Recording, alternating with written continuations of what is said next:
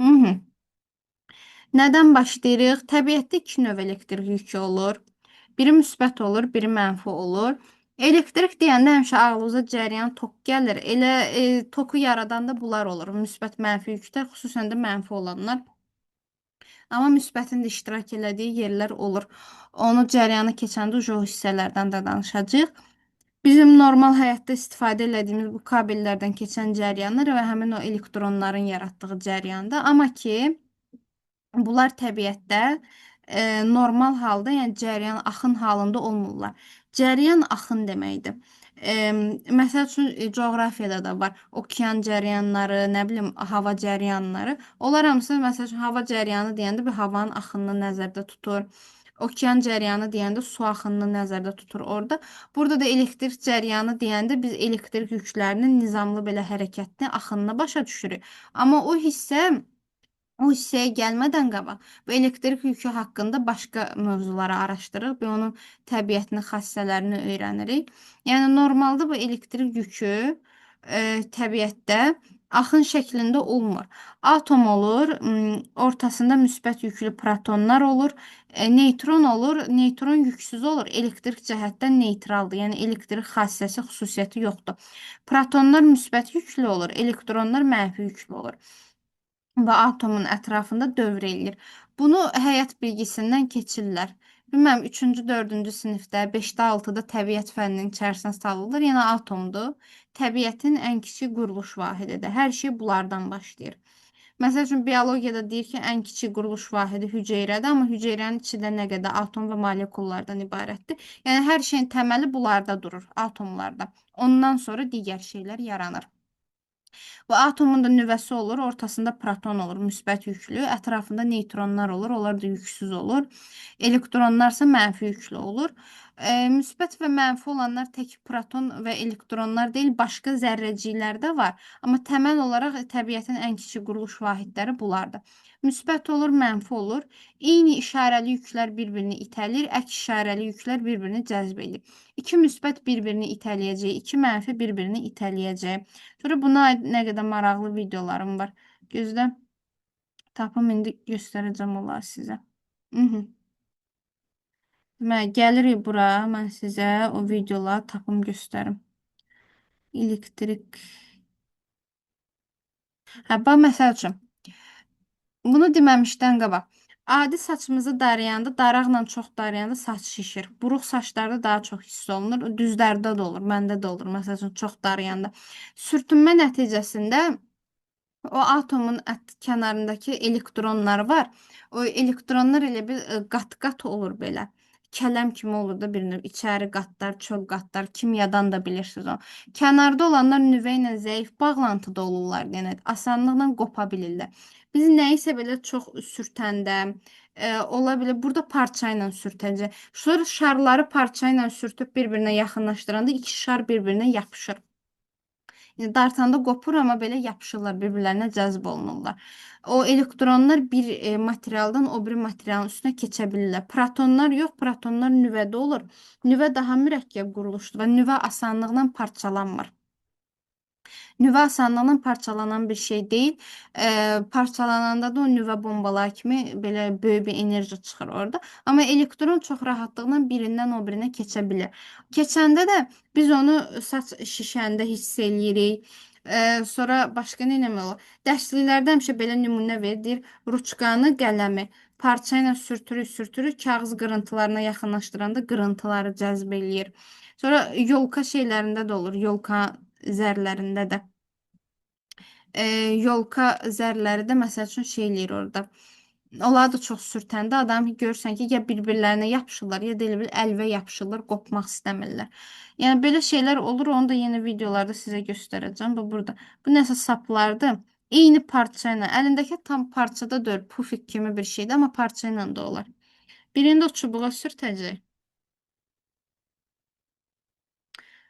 Orada eyni parçaya o belə peluş kimi bir şey vardı əlində, pufik kimi. Eyni olana sürtdü, yəni eyni işarəli yüklə yüklədi. İndi bilmirəm müsbətdir yoxsa mənfi, o da ikisindən biri olacaq. Yəni ya ikisi də mənfidir, ya ikisi də müsbətdir. Ona görə bir-birlərini məsəl üçün burada itələyirlər. Və buna aid çox şeyim var. Göstərəcəm bir-bir sizə. Bax, məsəl üçün. Deməli, elektrik yükləri normaldır. Bu atomun üstündə oldu. Elektronlar dedi rahat şəkildə birindən o birinə keçə bilir. Belə olanda bizi tok vurmur. Yəni cəryan olmur. Cəryan o vaxt olur ki, bu elektrik yükləri su kimi axır. Nətər su axır krandan, bu da axır dövrənin içindən. Elə olanda tok vurur bizi. Amma belə normal halda sükunətdə olurlar. Yəni bu kürənin üstü elektronlarla doludur hal-hazırda yüklənib. Amma sükunətdədir, tok deyil, yəni axmır. Sadəcə sükunətdədir. Kim harda durubsa orada durur. Qız əlini vuracaq. Bizim bədənimiz keçiricidir. Qan var, tər var. Yəni başqa mayelər var bədənimizdə, onu ötürür orada bədən. Ötürdükcə onu da ən çox saçlarda hiss eləyir. Düzdür, bütün bədənində var, amma saçında daha aydın hiss olunur. Çünki saç yüngüldür, nazik tellərdir. Keçir onu o elektronla eyni yüklə yüklənib deyə şey olur. Bir-birlərini itələyirlər. Ona görə belə şişir. Daraqla da olur. Daraqla bu dərəcədə olmasa belə o şişmə yəni hiss olunur. Və baxım yenə var burada. Bunun 4 dənə, 5 dənə şey var. Bir sürü paylaşmışam burada. Tapacağım sizə.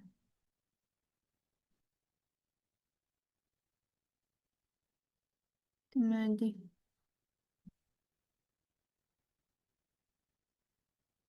Deməli.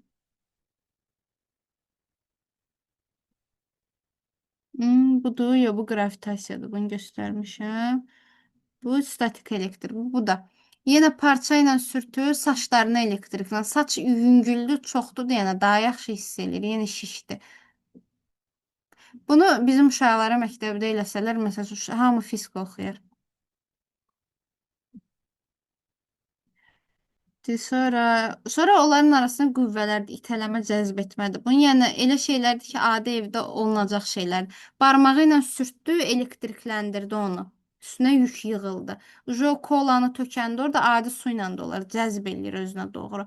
Bunlar hamısı adi elektriklənmənin nümunələridir. Başqa nəsə var idi? Məncə yox idi. Yoxdur, olmamalıdır. Hə, biri də bu var idi. Bu da yenə o birilərin təkrarı kimidir. Yenə bax, olur bu. Yatıb duranda olur. Şişir. Yenə elektriklənmədir. Sonra burada da sürüşür. Sürüşdükcə sürtünmənin nəticəsində bədəni elektrik yığır. Ona görə yenə saçı şişir. Bu da yenə eyni şey olacaq. Qəşəng videolardır. Deməli, bu belə. Sonra davam edirəm. Bunu başa düşdünüz bu hissəni. Elektrik yükü skalyar olacaq. Keçmişdi sizdən. Skalyar kəmiyyətlər, vektorial kəmiyyətlər. Skalyar kəmiyyətlərin bir rəqəmi olur. Rəqəmlə təyin olunur. Nəsə rəqəm versən ondan ibarət olur. Vektorial kəmiyyətlər qüvvə kimi. Sağ, sol, irəli, geri, bu impulsdur, sürətdir, təcriddir. Bunlar hamısını vektorla işarələyirik. Çünki getdiyi istiqamət də mənə önəmlidir. Sürtünmə qüvvəsi hərəkətin əksinədir. Bu önəmli bir şeydir. Bizim hərəkətimizə məsəl üçün maneçilik törədir. Dartı qüvvəsi hərəkətlə eyni istiqamətdə olur. Bizi dartır, təcilləndirir, sürətləndirir. Yəni bunlar önəmli bir şeydir. Çünki o istiqamət o cismə necə hərəkət eləyəcəyinə təsir eləyir. Bütün vektorial kəmiyyətlərdə o hərəkət istiqaməti, təsir elədiyi istiqamət önəmlidir. Çünki necə hərəkət eləyəcəyinə qərar verir o. Amma skalyar kəmiyyətlərdə belə bir şey yoxdur. Enerji məsəl üçün skalyar kəmiyyət idi, iş skalyar kəmiyyət idi. Yəni bir şeyin enerjisi var. Qiymət versən qurtardı getdi. İstiqaməti olmur. Enerji içində depoladığı bir şeydir. Yük də skalyar kəmiyyətdir. Cismin özündə depoladığı bir şeydir. Orada da gördü. Cisimləri elektrikləndirmişik. O elektrik yükü onun üstündə də onu depolayıb özündə qurtardı getdi. Bunun istiqaməti ola bilməz. Balaca Q hərfi ilə işarə olunur. Vahidi kulon olur. Kulon, K-L kimi yazılır. Kulonun açılışı amper vur saniyədir. Saniyanı onsuz bilirsiniz. Amper cəryan şiddətin vahididir. Cəryanı keçəndə dövrədən keçən cəryanın yükün miqdarını biz amperlə bildirəcəyik. Kulon adi sükunətdə olan yüklərdir. Cəryanın alına keçəndə ona amper bildirir orada. Onu keçəndə daha dəqiq orada biləcəksiniz. Niyə kulonu biz amper vur saniyə kimi açırıq. Amma ümumi açılışı belədir. Q-nün əsas düsturu plus minus ny idi. Y elementar yükdür. Təbiətdə indiyənə qədər tapılmış ən kiçik elektrik yüküdür. Mənfi 1.6 vur 10 üstü mənfi 19 kulondur. Protonsa müsbət 1.6 vur 10 üstü mənfi 19 kulondur. Mənfi də ola bilər, müsbət də ola bilər. Mənfi ilə müsbət burada Yükün növünü göstər. Protondur, elektrondur, mənfi iyondur, müsbət iyondur. Özünə əlavə elektronlar cəzb eləyən materiallar mənfi yüklənir. Elektronunu itirənlər müsbət yüklənir. Bunu bildirmək üçün var. Vektorial kəmiyyətlərdə məsəl üçün mənfi ilə müsbət istiqamət bildirirsə, məsəl üçün sürəti biz mənfi ilə verəndə bilirdik x oxun əksinədir. Burada istiqamət bildirmək yox da yükün növünü təyin eləmək üçündür ki, bu hansı növ yükdür. Mənfi ilə müsbəti də əslində tapan alimin adı yadımdan çıxdı. Cipdən soruşmuşdum bir dəfə kim tapmışdı. Adı yadımdan çıxdı. Tapan kişi elə bil ki, bu sizə göstərdiyim təcrübələr kimi iki dənə cismi bir-birinə sürtüb ya parçayı sürtüb görüb ki, bəziləri bir-birini itəlir, bəziləri bir-birini cəzb eləyir. Oradan da belə nəticəyə gəlib ki, orada iki növ şey var. Elektrik yükü var, iki növ var. Və birinin adını şərti olaraq mənfi, birinin adını müsbət qoyub. Məsəl üçün elektrona mənfi deyirik, protona müsbət, amma o kişi desəydi ki, elektron müsbətdir, proton mənfidir, biz elə də öyrənəcəyik. Yəni bu bir növ insan kəşfidir. Kəşfi biz elədiyimizə görə biz adını qoymuşuq. Başqa cür də ad qoya bilərdik, amma şərti olaraq elektron mənfi, protonda müsbət qəbul olunur. Neytrondakı sıfırdır, elektrik yükü olunmur. Atom normalda neytral halda olur. Tutaq ki, nüvəsində 2 dənə protonu varsa, ətrafında onu tarazlaşdıran 2 dənə elektronu olur. Nəticədə 2 müsbət, 2 mənfi yenə 0 qalır. Atom əgər özündən elektron itirirsə, bu çıxıb gedirsə, 2 protonu olur, 1 elektronu olur, tarazlıq pozulur. Bir vahid müsbəti böyük olur, olur müsbət ion. Yox, əgər özünə əlavə 3-cü elektron birləşdirsə, 2 protonu 3 dənə elektron olur, mənfi 1 olur bunun yükü. Yəni elektronu bir vahid artıq olur, iona çevrilir. Əlavə elektron qəbul edəndə mənfi ion, özündən elektron itirəndə müsbət ion olur. Sonra cisimləri elektrikləndirmək, sürtünmə yolu ilə elektriklənmə. Sürtünmə yolu ilə elektriklənmə siz gördüyünüz o sürtülən videolarda parçayı sürtür, bir şeyləri sürtür deyə. Bax, onlarda cismi elektrikləndirsən. Normal halda, neytral halda olan çubuğu, saçığı sən sürtərək nə edirsən? Üst-üstə elektrikləndirmiş olsan. Toxunma yolu ilə elektriklənmə. O böyük şar var idi, qız əlinin üstünə qoyurdu. O toxunma yolu ilə elektriklənmədir. Yəni şar hazır şəkildə elektriklənmişdi onsuz. Qız əlini qoyanda sadəcə bədəninə keçdi o. Bunu biz iki dənə fərqli cisim üçün də eləyə bilərik. İki dənə fərqli kürə ola bilər. Bunun üstündə olsun, məsəl üçün, müsbət 6 kulon yük. Gətirib, bu neytralda tutaq ki, hal-hazırda 0 kulondur. Biz gətirib bunları toxunduranda 3 kulon bunda qalacaq, 3 kulon bunu ötürəcək. Həmişə bərabər paylanır aralarında. Bərabər qəbul edirlər. Bərabər radiuslu kürələrdirsə. Sizə həmişə misallarda bərabər radiuslu kürələr verəcək. Onları da toxunduranda arada bərabər paylanır. Sonra toxunma olmadan elektriklənmə var. Ən maraqlı olanı, belə qəribə olanı budur. Bunu başa salmaq üçün elektroskopa bir dənə nümunə verəcəm. Əslində elektroskop olmadan da eləmək olar. Orada alüminium giliz verirəm, belə alüminium silindr verir. Onu da deyəcəm indi sizə. Deməli, bir dənə olayı başa düşək. Elektroskop nədir? Belə şüşə olur. Ayaqları olur, indi dayanır. Bir dənə metal çubuq sallayırlar içinə. O metal çubuğun ucunda alüminium falqalar olur. Alüminium da metaldır deyəndə elektrikə keçirilir. Sadəcə biz bunu elektroskopda aydın şəkildə görək deyəndə falqa kağızı qoyublar ki, cüzi bir elektriklənmə olsa belə falqa kağızı tez orada tepki verir, reaksiya verir, biz onu görə bilərik. Normal halda neytraldır. Deyək ki, müsbət yüklü əlimdə bir çubuq var idi. Bu çubuq yüklənir müsbət yüklə. Mən bunu gətirib toxundururam buna. Gətirib toxundurdum buna. Toxunduranda nə olacaq? Üstündəki müsbətləri buna da verəcək. Elə olanda falqalar həmişə eyni yüklə yüklənir. Yüklənəndə də bunlar bir-birlərindən belə necə aralaşacaqlar. Aralaşma nə qədər çoxdursa, bu falqalar arasında məsafə, biz bilirik ki, yüklənmə o qədər böyükdür. Dəqiq qiymətlə tapa bilmirik, amma təqribi olaraq bilirik ki, orada yük azdır, yoxsa yük çoxdur. Bu yenə klassik toxunma yolu ilə elektriklənmədir. Toxunma olmadan necə olur? Yenə deməli neyniyək? Müsbət yüklü çubuğumuz olsun. Bu elektroskop başlanğıcda neytral kimi götürək biz bunu. Neytral qəbul eləyək elektroskopu. Mən bu çubuğu Buna yaxınlaşdırıram, amma toxundurmuram. Yaxın məsafəyə gətirirəm, amma toxundurmayacağam. Yaxın məsafəyə gətirmişəm, amma toxundurmuram. Belə olanda nə olacaq? Bu müsbət yüklü çubuq mənfini istəyəcək özünə. Başlayacaq o mənfiləri cəzb eləməyə. Mənfilər də kimlərdir? Elektronlar. Bu elektronlar hamısı köçəcək, gələcək bu elektroskopun kürəsinə, yuxarısına. Burada yığılacaqlar bu müsbətə görə. Cəzb elədi özü də. İndi aşağıda da elektronlar qaçıb çıxıb gedib, yəni aşağı müsbət yüklənir. Yəni mən burada toxunma və təmas olmadan yüklənməni həyata keçirtdim. Hər hansı bir təmas olmadan mən o yüklənməni həyata keçirtdim. Buna biz deyirik toxunma olmadan elektriklənmə ya da elektrostatik induksiya hadisəsi. İndi bir dənə sual verim. 20 dəqiqədə danışıram. Nəsə sualınız var burada? Xeyr, müəllim. Tamam.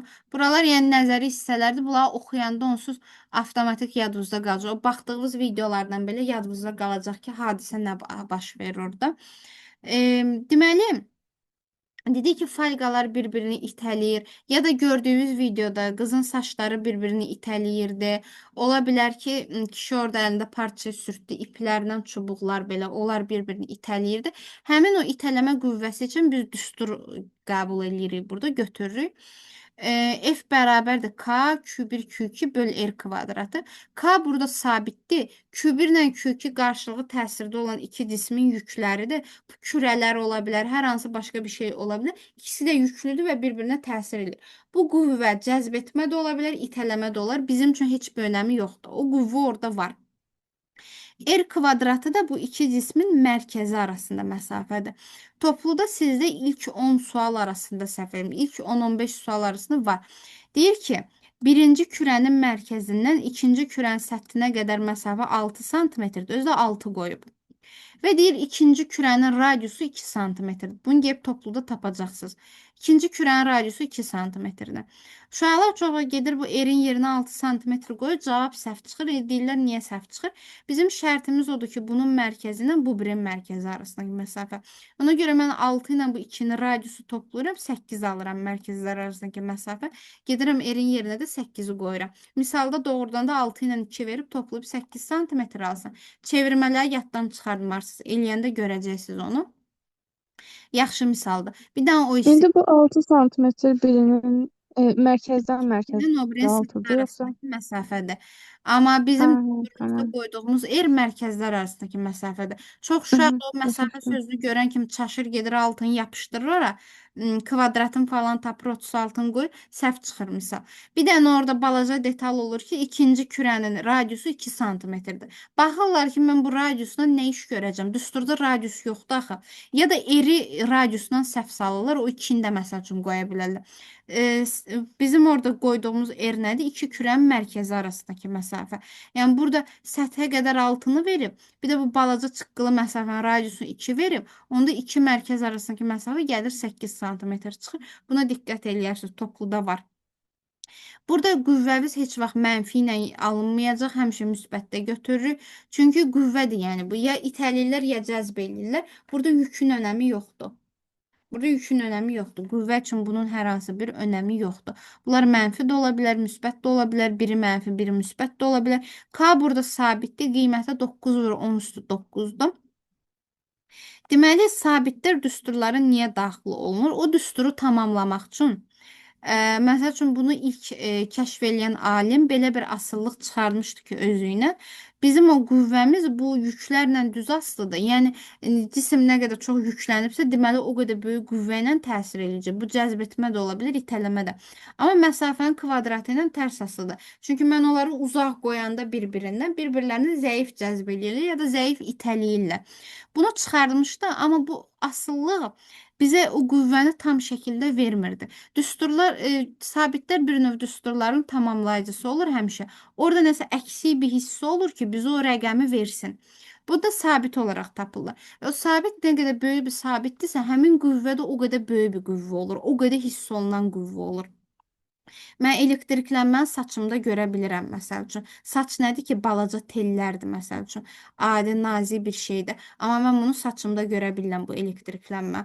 Kanundakı qiymətini 10 üstü 9, 10 üstü 9 nədir? Milyarddır. Milyard olması bizə o qüvvənin qüvvətli bir şey olduğunu göstərir. Məsəl üçün, Gravitasiya sahəsində qüvvə vardı. J, M1, M2 böl R kvadratı. Zahirən bu ikisi bir-birinə oxşuyur. Oradan bir gravitasiya qüvvəsində yaradanlar kütlələr idi. M1, M2. Yenə arada olan mərkəzlər arasındakı məsafəni götürsən, J sabit idi. Bunu da məsəl üçün bir Newton vermişdi. Bir de onun dövründe Hooke'da vermişti. İkisi de toqquşmuşdu, dava düşmüşdü ikisinin arasında. Ömür boyu küsülü qalıblar, davalı qalıblar. Biri deyib ki, mən bu ümumdünya cazibəni vermişim, o biri də deyir, mən vermişim. O vaxtdan elə qalıb. Bunu da ilk dövrdə verəndə, səhv eləmirəmsə, Kopernik vermişdi. Səhv eləmirəmsə, Newtondan qabaq. Newton sonradan bu düsturu bu şəklə gətirdi. Kopernik verəndə səhv yadımda qalmırsa. Biri də vardı çünki. Səhv eləmirəmsə o vermişdi. Onun şeyi olmalı, nəzəriyyəsi. O da demişdi ki, məsəl üçün Günəşlə yer bir-birini kütlələrinin hasili ilə düz mütənasib şəkildə cəzb edir ya da ümumiyyətcə başqa bir cisimlər, planetlər. Nə qədər ağırdırlarsa, o qədər böyük cəzb etmə qüvvəsi yaradılır. Amma məsafə ilə tərs asılıdır, kvadrat ilə tərs asılıdır. J sonradan daxil olunur. Bu tamamlayıcı hissəsidir. O yeməyə duz qatarsan dadı düzələr. Şit olanda nə qədər bomba yeməyi düzəldirsən düzəlt, dadsız olur, yeyiləsi olmur. Bu da elə o duz hissəsi kimidir. Amma J-nin qiyməti 6,67 vur 10 üstü -11-dir. Bu -11 milyarddan da kiçik bir şeydir. Yəni bu bizə göstərir ki, gravitasiya təsiri zəif hiss olunan təsirdir. Doğrudan da məsəl üçün gravitasiya deyirik kütləsi olan cisimlərdə olur axı. Onda belə çıxır ki, iki insan yan-yana duranda ya da mən əlimə bu mışqanı alanda məni cəzb elədiyini hiss eləməliyəm. Belə çıxır ki, bunun da cəzb etmə sahəsi var, mənim də var. Amma bunu hiss eləmirik. Çünki niyə? Çünki gravitasiya sahəsi kiçik bir şeydir. Zəif hiss olunan bir qüvvədir. Onun biz ancaq Günəş kimi, planetlər kimi nəhəng cisimlərdə hiss eləyə bilirik. Balaca cisimlərdə o qədər zəifdir ki, yox kimi bir şeydir bizim üçün. Amma elektrik qüvvəsi elə deyil. O cəzb etmə ilə o itələmə aydın şəkildə hiss olunan bir şeydir və gözümüzün də fiziki olaraq görə bildiyi bir şeydir. Kaan'ı bəzən bu formada əvəz edirlər. Nəsə sual soruşurdun? Bəli, o dediniz ya 2 nəfər küsüb. Hə. Ola ikisi də ölüb gediblər. Hə. Newton yaşamır axı. Dedim başımıza ikinci bir iş atmasınlar fizikadan. Zaten bunlar bəsdir. Davalıydılar.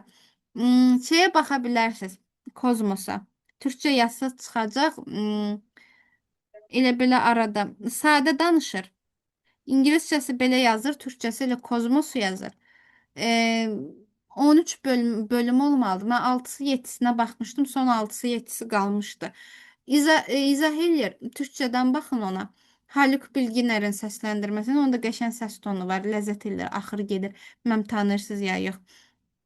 Şeydir. Dublyajları çoxu verirlər ona, qəşəng səsləndirməsi var. Belə adi məsələləri məsəl üçün daha əyləncəli formada animasiyalarla, bilgilərlə verir sizə. Mən də oradan eşitmişdim. Məsəl üçün dərslikdə verilən bir məlumat deyil. Təkcə özdə fizikadan da verməyəcək, astronomiyadan verəcək, biologiyadan verəcək, anatomiyadan verəcək, fizikadan verəcək, hər şeydən verə bilər məlumat. Sırf belə baxıb bilgi artırmaq üçün dərs də deyil, yəni axır gedir özü üçün. Biri 40 dəqiqə falan olur, maraqlıdır. Hə, K-nı arada belə də görə bilərsiniz. Bu F-0 elektrik sabitidir. Bu da sabitdir. Pi də sabitdir. 4 də orada rəqəmdə o da sabitdir qalır orada. Bu daha köhnə tip yazılışdı. Bunu mən Sovet kitablarında universitetdə görmüşəm. Amma müasir kitabları K-nı ifadə eləyir. Arada görsəz yəni çaşmır. Bu da sabitdir. Amma bu ilə qətiyyən bircə dənə də məsələ həlli istəmir. İstəsə belə Pi-nin yerinə 3, F-0-ın da yerinin qiyməti nədirsə onu verəcək sizə, qoyacaqsınız yerinə. O qədər də yəni, qorxulu bir şey deyil. Sadəcə bu yazılışı K-nın yerinə görə bilərsiniz. Qorxulu nəsə yoxdur. Bir dənə də intensivliyi deyim. İkinci mövzum. Bu da qutarır, yekunlaşır burada. Deməli, bizim qravitasiya sahəsi üçün J intensivliyimiz vardı. Bu da həmişə yerin mərkəzinə doğru yönəlirdi. Bir növ biz bu qravitasiya sahəsini gözümüzlə görmədiyimizə görə onu vizuallaşdıra biləcəyimiz, başa düşə biləcəyimiz bir şeylər yaradırıq orada. Vizuallaşdırmaq üçün. Onu da intensivlik göstərir. İntensivliyin qiyməti də həmin sahənin nə qədər güclü ya da zəif olduğunu göstərir. Yer üçün, məsəl üçün, J-nin qiyməti 10 idi. Yer bizi normalına cəzb edir. Kosmosa uçmuruq, okeanları saxlayır, ağacları, binaları, hər şeyi saxlayır. Kürə formasında olsa belə, okean axıb kosmosa getmir. Hətta atmosferi də o qravitasiya saxlayır. Yerin o cəzb etməsi saxlayır. Hava qaçıb kosmosa getmir. Hava çünki uçucu bir şeydir. Keyfi istəyən kim gedə bilər, amma getmir. Və yerin mərkəzinə doğru olur. Aydasa məsəl üçün, ayda bir qiyməti 1.6 idi. Ayın cəzb etməsi zəifdir. Çünki balacadır, kütləsi də azdır. Özündə o böyük miqdarları yarada bilmir. Ayın səhv eləmirəmsə atmosferi məncə olmalıdır. Ayında olmalıdır, Marsın da olmalıdır. Marsın da hücrəsi kiçik idi. Amma nazik qatdadır. Yerin atmosferi daha qalındır. Çünki cəzb etmə sahəsi də böyükdür məsəl üçün. J bizə onu göstərirdi. Mayda, may nə idi? Marsda səhv eləmirəmsə 3 tam neçə olmadı? 3.8-dir, nəsə belə bir şey. Çünki Mars da yerdən kiçik planetdir. Yəni bu bizə o planetin cəzb etməsini, o qüvvənin nə qədər kiçik ya da zəif olduğunu göstərir. İndi eyni bənzər formada bir şeyi biz elektrik sahəsi üçün də qoyacağıq. Elektrik sahəsinin intensivliyi olacaq və elektrik sahəsinin nə qədər güclü ya da zəif olduğunu bildirəcək. Bunda qiyməti J kimi sabit deyil də 10 deyil. Bunun qiyməti sahədən, oradakı yükdən, yüklərin çoxluğundan, bolluğundan asılı olaraq hər cür qiymət ala bilər. Yenə də vektorial kəmiyyətdir. Birazdan onu biz vektorlarla da vizuallaşdıracağıq. Deməli, bir dənə əsas yük olacaq sahənin mənbəyi. Bu mənbədir. Sahəni yaradan yükdür. Qırmızı ilə ona görə çəkmişəm. Q0 ilə işarə olunur. Bu ətrafında bir yaradır. Bunu da həmişə halqalarla belə göstərir. Çünki yük özü də yumrudur. Ətrafında belə halqa kimi də belə ərazi kimi bir hissəyə təsir göstərir. Bu qara ilə çəkdiyim sınaq yükləridir. Sınaq yükləri sahəyə gətirilir. Bu əsas yüklə arasındakı qarşılıqlı təsirə baxılır. Sınaq yükü orada müşahidə aparmaq üçün var deyənə biz ona sınaq yükü deyirik. Sınaq yükü müşahidə üçün var. Hə, burada məsəl üçün müsbət gətirmişəmsə qüvvə bunu itələyəcək əks tərəfə. Bu da müsbəti itələyəcək. Mənfi gətirmiş olsaydım cəzb olunmuş olacaqdı. Bu qüvvənin buna təsiri itələmə və yaxud da cəzb etmə ikisindən biri. Həmin yükü olan nisbəti bizə intensivliyi verir. J üçün məsəl üçün F bölünsün M idi. Yenə F var burada, amma M-in yerinə Q var. Çünki M qravitasiya sahəsinin, Q-sə elektrik sahəsini yaradır. Y hərfi ilə işarə olunur, yenə vektorial kəmiyyətdə vahidi Newton böl Coulomb-da. Amma J-nin F-dən M-dən asılı olmadığı kimi, bu da F-dən Q-dən asılıdır. Buradakı Q ortadakı yük deyil ha, bu Q deyil. Bu kənardakı sınaq yüküdür. Sınaq yükündən asılı olmur. Çünki orada sahəni yaradan ortadakı qırmızıdır. O nə yaratdısa digərləri ona tabe olmaq məcburiyyətindədir. Ondan asılı olmaq məcburiyyətindədir deyənə Q belənçinə bundan asılıdır. Q sınaq yüküdür. Y burada sınaq yükündən, bir də sınaq yükünə təsir edən qüvvədən asılı olmur. Bir də F-i burada ayrılığı tapanda QY düsturunu da, bu düsturda tez-tez istifadə eləyəcəksiniz. Bəs nədən asılı olur? J-nin məsəl üçün neydi o ya? J'də nətər idi? Böyük J, M bölünsün R kvadrat düsturu var idi. Bunun da yenə ona bənzər bir düsturu olur. KQ 0 böl R kvadratı.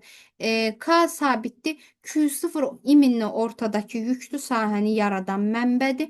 Mənbədən asılı olur. R kvadratı da bundan olan məsafədir. Mən bu yükə çox yaxında dura bilərəm. Uzaqda dura bilərəm. Nə qədər uzaq dururamsa onun təsirini zəif hiss eləyəcəm. Bu istənilən şey üçün də belədir. Evdə peç yanırsa, atapleniya yanırsa, sən ona yaxın duranda istisini hiss eləyirsən.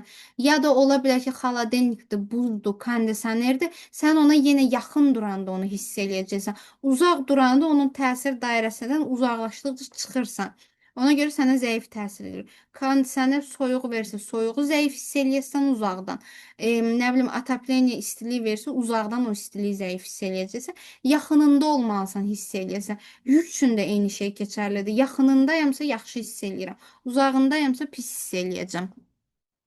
Hissiyatım zəif olacaq. Bu düsturdan asılı olacaq.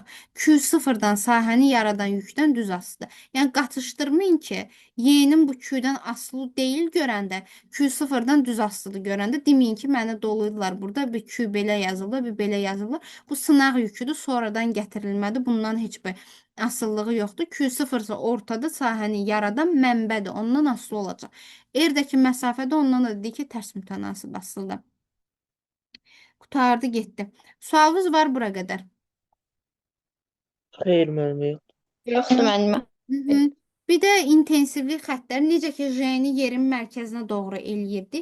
İntensivlik xəttləri həmişə müsbətdən çıxır, gedir hardasa mənfi bir yükə daxil olur. Xəttlər əgər belə qarışıq formada düzülübsə bu qeyri bir cins sahədir. Çünki qiymət nöqtədən nöqtəyə dəyişir. Buradakı qiymətlə buradakı qiymət eyni deyil. Buradakı qiymət eyni deyil. Bu hissənin qiyməti ilə bu hissənin qiyməti eyni olmayacaq. Bu qeyri bir cins sahədir. Bir cins sahədə məsəl üçün iki dənə belə paralel lövhə götürüb, biri müsbət yüklənib, biri mənfi yüklənib. Kondensatorlara keçəndə orada da var elə bir söhbət. Xəttlər belə aydın şəkildə bir-birinə paralel və aradakı məsafə bərabər olmaqla ötürülür. Bu da bir cins sahədir. Bir cins sahəni daha çox görəcəksiniz siz misallarda və sizə hər dəfə belə müsbətlə mənfini qoymayacaq. Çox vaxt xətti öz başına belə çəkəcək intensivlik xətti. Siz bilməlisiniz ki, bu intensivlik xətti həmişə mənfiyə tərəf gedir, amma başlanğıcını müsbətdən götürür. Yəni bu müsbəti mənfini siz özünüz çəkməlisiniz ora. Aydın da bura qədər. Sualınız yoxdur? Xeyr. Tamam. İntensivlik kürənin daxilində sıfıra bərabər olur. Çünki vektorial kəmiyyətdir. Tutaq ki, müsbətdir. Müsbət vektor biri belə yönələcək, biri belə yönələcək, biri belə yönələcək. Qarşı-qarşıya toqquşacaqlar, bir-birlərinə çıxılıb ortada sıfır qalacaqlar. Faraday qəfəsi var. Təcrübə. Qəfəsi olur. Elə Faraday özü deyəsən eləyir, ona görə adı Faraday qəfəsi qalıb. Faraday bu elektriklə işləyən alimdir. O elektrik hissəsindəki kəşfləri daha çoxdur. Adını eşidəcəksiniz məsəl üçün cərəyanda falan. Faraday deməli bir təcrübə eləyir. Bir qəfəsin içinə girir, metal bir qəfəsin içinə. Ortada durur. O qəfəsdən cərəyan keçirdəndə onu tok vurmayacaq. Çünki nədir orada? O qəfəsin səthində var da, qəfəsin özünə vermiş idi, qəfəsin özündə var. Orta hissədə intensivli vektorlar belə yönəlir, çıxılır bir-birindən, elektrik sahəsi orada sıfır qalır. Sıfır qalır. Amma səthində var məsəl üçün. Mən bu kürənin səthinə elektrik versəm, səthində yük var. Kənarındasa uzaqlaşdıqca da K2 bölü R kvadratı ilə tapasan. Çünki uzaqlaşdıqca biz orada təsiri zəif hiss eləyəcəyik. Amma ortada tamamilə sıfırdır. Düstur da belə verilir. Səthində bərabər olur. Uzaqlaşdıqca tərs mütənasib asılı olaraq azalır da. Qurtardı getdi. Sonra intensivlik xəttlərini həmişə sizə belə verəcək. Çox vaxt özü cüt verir. Başlanğıcını həmişə müsbətdən götürür, mənfiyə tərəf gedir. O müsbəti mənfini bura çəkməyəcək. Siz özünüz bilməlisiniz ki, başlanğıcını müsbətdən alıb mənfiyə tərəf gedir. Sonra verə bilər, məsəl üçün, nə verə bilər sizə? Yük verə bilər belə. Bu qırmızı qüvvə verməyəcək sizə. Hərəkət istiqamətini verəcək. Bu qırmızı ilə çəkdiyim müsbəti mənfini də verməyəcək. Yəni qırmızılara vermir. Prosta verir müsbət yüklü sol tərəfə doğru gedir. Sənə deyir ki, bunun hərəkət növü necə növ hərəkət olar? Yeyin nəşər bərabər sürətdə olar, yoxsa bərabər yavaşlayan olar? Bunu soruşur. Siz də bilirsiniz ki, intensivlik müsbətdən başlayır, mənfiyə tərəf gedir. Onda bu müsbət yükdürsə, mənfi bunu özünə cəzb eləməlidir. Onda buna təsir edən qüvvə sağ tərəfə doğru olmalıdır. Amma yük özü sola gedirsə, hərəkət bərabər yavaşlayandır. Biraz daha genişləndirib sizdən təcili istəyə bilər. Onda siz F-in QY düsturu ilə MA düsturunu birləşdirib, buradan A-nı tapanda A bərabərdir QY bölünsün M kimi tapa bilərsiniz. Qurtardı, getdi. Bir də metallarla dielektriklə də deyəcəm sizə. 3 bölmə keçmiş olacağım. Amma ki, ikisini eləyərsiniz. Prosto epsilonun nə olduğunu demək istəyirəm. Düsturlarda görəcəksiniz, başınızı qarışdıracaq ki, o epsilon nədir. 3-cü bölməni vaxtınız çatsa eləyərsiniz, çatmasa saxlayın. Çünki 4-cü bölməmiz də var. Gələn səfər onu keçəndə ucu bölməni tamamlayacaq. Yəni, indidən çox əziyyətə girməyimizə ehtiyac yoxdur. Deməli, elektrik keçiriciliyinə görə maddələr iki qrupa ayrılır. Naqillər Bir də dielektriklər, elektriki keçirməyənlər. Naqillərin içərisinə ən çox metallar ağlımıza gəlir. Alüminiumdur, dəmirdir falandır. Çünki metalları biz gündəlik həyatda keçiriciliyi üçün çox istifadə edirik. Amma bunun içində məsəl üçün məhlullar da daxildir. Duzlu su elektriki yaxşı keçirilir. Ona görə məsəl üçün sulu bədəndə yaş əllərlə tok məsəl üçün bizi daha çox vura bilər, təhlükəsi daha çoxdur. Ona görə deyirlər, yaş əllərlə məsəl üçün nəsə toka taxma, nəsə tokdan çıxartma, elektrik təhlükəsi daha çoxdur. Çünki o su saf su deyil, saf distillə olunmuş su kimyadakı elektrik keçirmir. Çünki onun tərkibində heç nə yoxdur o elektriki keçirdəcək. Amma normal krantdan gələn su, içində duzlar, qarışıqlar, minerallar var. O olur o məhlul. O olur məhlul. Hətta biraz da artırmaq üçün adi duz qata bilərsən. Məsəl üçün biraz daha gücləndirilmiş keçiriciliyi alacaqsan. Məhlullar da elektrik keçirilir. Bunlar olur naqillər. Bir də dielektriklər olur. Quru taxta kimi, plastik kimi, rezin kimi, parça kimi. Bunlar elektrik cərəyanı keçirmirlər və yaxud da o qədər zəif olur ki, hiss olunmur belə. İndi bizim əsas duracağımız isə dielektrikdir. Dielektriklərin nümunə olaraq bir dənə dipol götürəcəyik. Dipol da bu dielektriklər qrupuna daxildir. Hamısını təşkil eləməsə də bir qrupa daxildir. Buna əyani nümunə olaraq duzu verəcəm sizə. Natrium xlorid. Kimyadan azdan çoxdan başınız çıxırsa, hazırlığa gedmisinizsə, biraz məktəbdə qulaq asmısınızsa, natrium xloridi hamı bilir. Məncə burada hamınız bilirsiniz, çünki o dərəcədə zəif olduğunuzu fikirləşmirəm.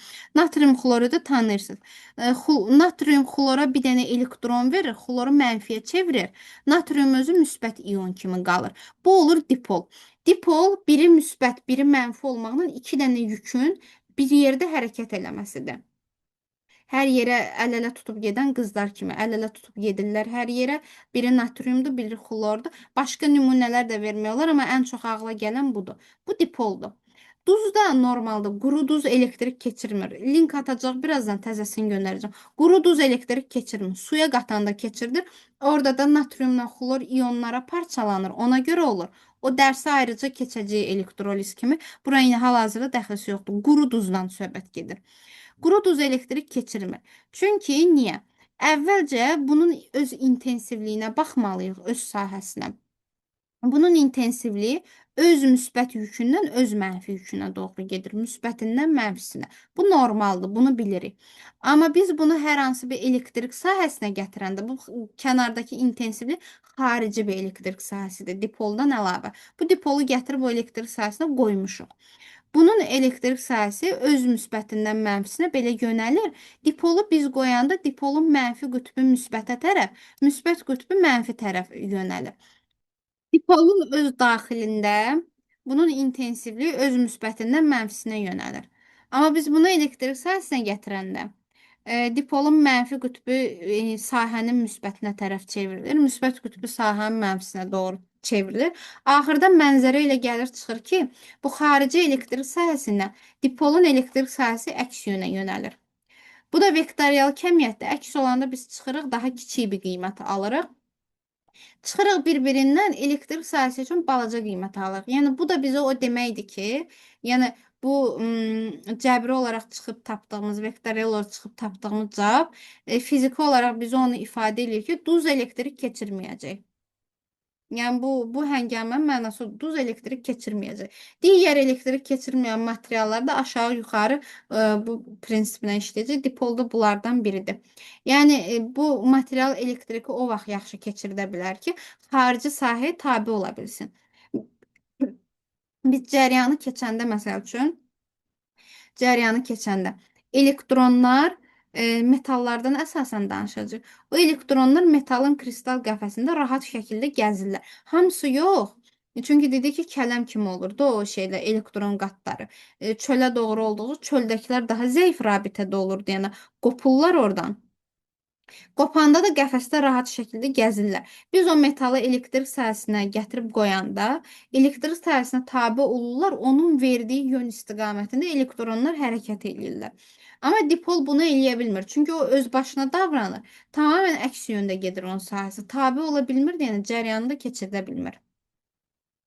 Buradan da dielektrik nüfuzluğu anlayışı çıxır deməli. Bu epsilonu göstərmək üçün keçdim bunu. Bölməni gələn səfər üçün yaza da bilərsiniz, yazmaya da bilərsiniz. Yəni özünüzü çox yormağa ehtiyac yoxdur. Deməli, belə bir şey var ki, necə ki, məsəl üçün lampoçkadır. Mən bunu açıq bir otaqda qoysam, işığını hər tərəfə yayacaq. Mən bunu karobkanın içərisinə bassam, o karobkanın içərisinə bassam, ağzını da bağlasam karobkanın, işıq içində qalacaq. Ola bilər lampa güclü lampada böyük bir otağı işıqlandıra bilir. Amma karobkanın içindədir, yəni biz onu görə bilməyəcəyik. Elektrik sahəsi üçün də belə bir şey olur. Tutaq ki, elektrik yüküdür. Mən bunu vakuumda qoyanda bu müsbətdir məsəl üçün, mənfi də ola bilər, fərq eləmir. Bu intensivlik xəttlərini hər tərəfə azad şəkildə göndərir və hər tərəfə elektriki paylayır. Mən bunu vakuuma qoyanda. Vakuumdakı intensivlik olur Y0. Amma mən bunu nəsə bir materialın içərisinə qoyanda, ola bilər şüşə qabın içərisinə qoya bilsən, o qoyursan. Ola bilər nəsə yağ dolu qabdır, maye dolu qabdır, nəsə dielektrik dolu qabdır, onun içərisinə qoymusan. Orada sizə verəcək, slüda verəcək, kəhraba verəcək, qəribə-qəribə materiallar verəcək. Onun içinə qoymusan. Elə olanda o lampoçkanı karobkanın içinə qoymaq kimidir. Bu intensivliyini hər tərəfə rahat ötürə bilmir, çünki onun qabağını kəsir. Qabağını kəsəndə də o kiçilmiş qiyməti Y ilə işarə edirik. Aradakı fərq, bu nisbət epsilondan işarə olunur. Biz buna dielektrik nüfuzluğu deyirik. Nisbət olduğuna görə vahidi olmur. Məsəl üçün də burada topludan bir nümunədir. Məsəl üçün intensivliyi 180 volt bölü metr olan bircins elektrik sahəsinə sülüdə lövhə yerləşdiriblər. Sülüdə də nəsə dielektrik bir materialdır. Bu lövhənin daxilində elektrik sahəsinin intensivliyi 30 volt bölü metr olub. Yəni normalda 180-dir, sülüdanın içində 30 olub. Deməli bunun epsilonu 6 imiş. 6 dəfə kiçildi bu rəqəmi. Bunu siz düsturların içərisində görə bilərsiniz. Və məsəl üçün necə görə bilərsiniz? Y'nin düsturu var idi burada. K2 bölü R kvadratı.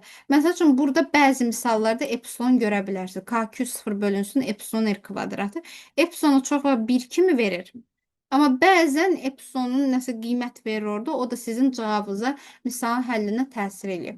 Sonra orada Coulomb qüvvəsi idi. Bu bəzən bunu böyle epsilon R kvadratı kimi verir. Bu epsilon çox var yenə 1 verir. Yəni yazmağın önəmi olmur.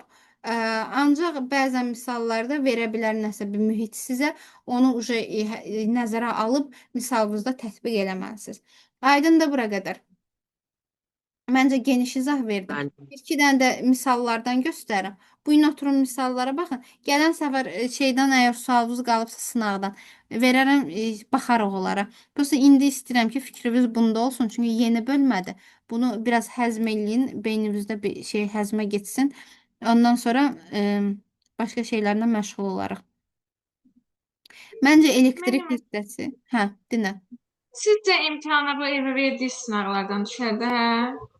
Bundan çətinə düşməz ki. Hədəf çətin Yəni bu sayılır. qəşəng idi. Pis değildi. Mhm. Kimdə ikinci hissə toplu var? 2023'dü ya 2025. 2023'də. PDF-lə işləyirəm. Tamam, onda 25'e atıram qrupunuza. Çünki şeydə qapalı suallarını eyni saxlayıblar əsasən. Birinci hissə topluda da görmüsünüz. Ətraflılara bir 10 dənə, 15 dənə yeni suallar əlavə ediblər. Məsəl üçün əvvəllər amper qüvvəsində, Lorentz qüvvəsində 2 dənə, maksimum 3 dənə ətraflı vardı. İndi 15-20 dənə ətraflı var. Bir də diqqətə layiq suallarda. Elə belə üzündən keçib başını buraxacağın suallar deyil. Ona görə ikincini atıram. Xüsusən o ətraflı hissələr üçün. Ətraflı mən sizə bir də ayrı yazdıracağam. İndi məsəl üçün birinci dəfə mövzunu keçəndə çətin gələ bilər. Qoya bilərsiniz o sualı, bezdirə bilər, beyniniz götürməyə bilər. Bir də opşi proqramı qutarandan sonra ayrı ətraflı dərslər eləyəcək. Sırf onlara baxmaq üçün. Güvəndə də ətraflılar var. Topluda da var. Sütəsiyalar da eləyəcək. Birinci, dördüncü qrup olmağınız fərq eləmir. Yəni onların hamısını şey eləyəcək. Atdım mən sizə ikinci hissə 2025 nəşrini atdım. İndi özümdə də açıram. Bir-iki dənə nümunə verəcəm. Təxmini yarım saat 25 dəqiqə vaxtımız var. Qalanını da siz yazacaqsınız. Üstündəki yazılar niyə qalıb? O bir dərsdən qalıb. Deməli, Burada məsəl üçün F-in R-dən asılılığı F bərabərdir klon qüvvəsi K Q1 Q2 bölü R kvadratı tərs mütənasib asılıdır. Hiperbola B variantı. Q bərabərdir N-Y yazırsınız. N-dən düz asılıdır. Elektronların və yaxud da ümumiyyətlə zərrəciklərin sayı nə qədər çoxdursa, o qədər yüklənmiş olur cisim. Budur F-in düsturudur klon qüvvəsi. Baxanda klon qüvvəsi ilə beyində bir əlaqə yaranır. Orada bir assosiasiya yaranır. K Q1 Q2 bölünsün R kvadratını yazdım. Bəzən hepsi sonda ola bilər. Burada verməyiblər. Baxıram ki K var, Q1 Q2'lər var, F də var, R yox imiş. Deməli yüklər arasındakı məsafələrmiş. Elektrik yükün vahidi kulondur. Sonra bunlar eyni işarəlidir, bir-birini itələyəcək. Bunlar biri müsbət, biri mənfi əks işarəli cəzb eləyəcəklər. Bir-birlərinin üstünə gələcəklər. 17-də məsəl üçün görürəm ki, bu neynir? Oxlar Q1-dən çıxır. Q1 onda müsbətdir. Q2-yə daxil bu mənfidir. Müsbət onda sıfırdan böyükdür. O biri sıfırdan kiçikdir. Bunlar belə gedəcək. Sonra burada təcillər arasında münasibət istəyir. Təcil üçün elə F bölünsün M klassik düstur bu keçərli olacaq. Kütlələrə baxacaqsınız, yüklərə yox. Çünki bu yüklər bir-biri ilə qarşılıqlı təsirdədir. Qarşılıqlı təsirdə F onsuz həmişə bərabər olur. Ona görə Q-nu oraya araya qatmağın nəsə bir mənası olmur. Kulon qüvvəsi onsuz da ikisi içində eyni çıxacaq. Eyni qüvvə ilə bir-birlərini ya cəzb eləyəcəklər, ya da itələyəcəklər. Orada məsələ təcillə təsir edən şey kütlədir. Kim ağırdırsa təcili az olacaq, yer dəyişməsi təcili az olur. Kim yüngüldürsə daha böyük təcillə hərəkət eləyəcək. Kütlə ilə təcili tərs asılı götürürəm. M2 bərabərdir 2M1-dirsə, A1 bərabərdir 2 dənə A2-dir. Ya da A2 bərabərdir A1 bölünsün 2 kimi. Çünki əgər ikincinin kütləsi böyüdürsə, ikincinin təcili kiçik olmalıdır. Bir də 26-nı göstərin. Buranın suallarındandır. Sonra verəcəm, siz eləyəcəksiniz.